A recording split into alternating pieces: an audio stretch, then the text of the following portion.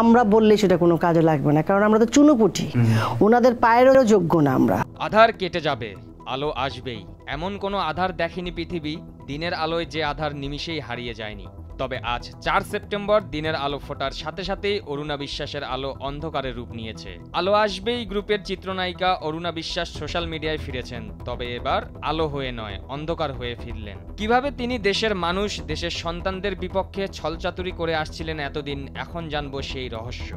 আমি তো অবাক হয়ে যাচ্ছি যে আপনারা আমাকে মনে রেখেছেন আপনাদের সময় নষ্ট করে। গতকাল 3 সেপ্টেম্বর আলো আসবেই নামক হোয়াটসঅ্যাপ গ্রুপের কিছু স্ক্রিনশট ভাইরাল হয়, যেখানে দেখা যায় চিত্রনায়িকা অরুণা বিশ্বাস বৈষম্য বিরোধী ছাত্র আন্দোলনের ছাত্রদের উপর গরম জল ঢালার কুবুদ্ধি দেন। এই স্ক্রিনশট ভাইরাল হওয়ার পরপরেই সমালোচনার তুঙ্গে চলে যান এই নায়িকা।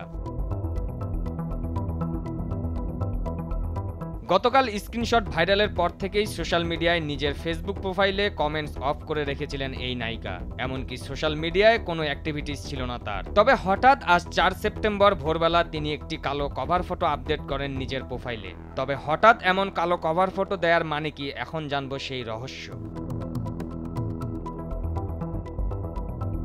অরুণা বিশ্বাসের প্রোফাইল ঘাটলে দেখা যায় বন্যা কবলিত মানুষদের জন্য তিনি ফেসবুকে প্রচুর অ্যাক্টিভিটিস দেখিয়েছেন। বন্যায় সাহায্যের জন্য তিনি নানান পোস্ট শেয়ার করেছেন। একটি ভিডিও শেয়ার করেছেন যেখানে সেনাবাহিনীর পায়ে চড়ে একজন মহিলা ট্রাক্টরে চড়ছেন দেখা যায়, এবং সেখানে ক্যাপশন জুড়ে দেন স্যালুট। অপরদিকে সেই গ্রুপে থাকা আরেক অভিনেত্রী সোহানা সাবার প্রোফাইল ঘেটেও আমরা দেখতে পাই তিনিও এরকম বানভাসী মানুষদের ভিডিও শেয়ার করেছিলেন। আলো আসবেই গ্রুপের সবাই যে একই সুতোয় গাঁথা তা বিশ্লেষণ করলেই বোঝা যায়। বন্যার ভিডিও শেয়ারের আগে অরুণা 17 জুলাই একটি স্ট্যাটাস দিয়েছিলেন। সেখানে তিনি লেখেন, কারো মৃত্যুই কাম্য নয়, সব বিভ্রান্তি দূর হোক, দেশ শান্ত হোক, এটাই প্রার্থনা। সেই পোস্টে চিত্রনায়িকা মুনমুন কমেন্ট করেন, দিদি 2 দিন ধরে যা দেখছি আমার কিছুই ভালো লাগছে না, ভেতরটা কেন জানি খুব অস্থির অস্থির করছে। সেই কমেন্টের রিপ্লাইয়ে অরুণা লিখেন, ভয়াবহ কষ্ট, কত মায়ের বুক যে খালি হলো, সবাই মিলে সুন্দর সমাধান খুব জরুরি। তার আগের দিন 16 জুলাই অরুণা পোস্ট দিয়েছিলেন আহারে সন্তান। সেই পোস্টে একজন কমেন্ট করেন, দিদি কোন সন্তানের জন্য এই আফসোস? সেই কমেন্টের রিপ্লাইয়ে অরুণা লেখেন, পৃথিবীর সব সন্তান সব মায়েদের সন্তান।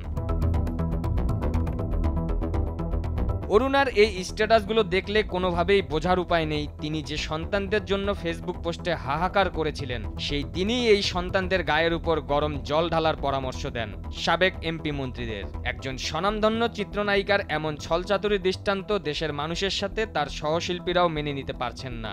আজ কভার ফটো কালো করে তিনি হয়তো নতুনভাবে ছলচাতুরি করার অথবা মানুষের সিম্পেথি নেওয়ার চেষ্টায় রয়েছেন, এমনটাই বলছেন নেটিজেনরা। পারভেজ মোশাররফ, ভোরের কাগজ।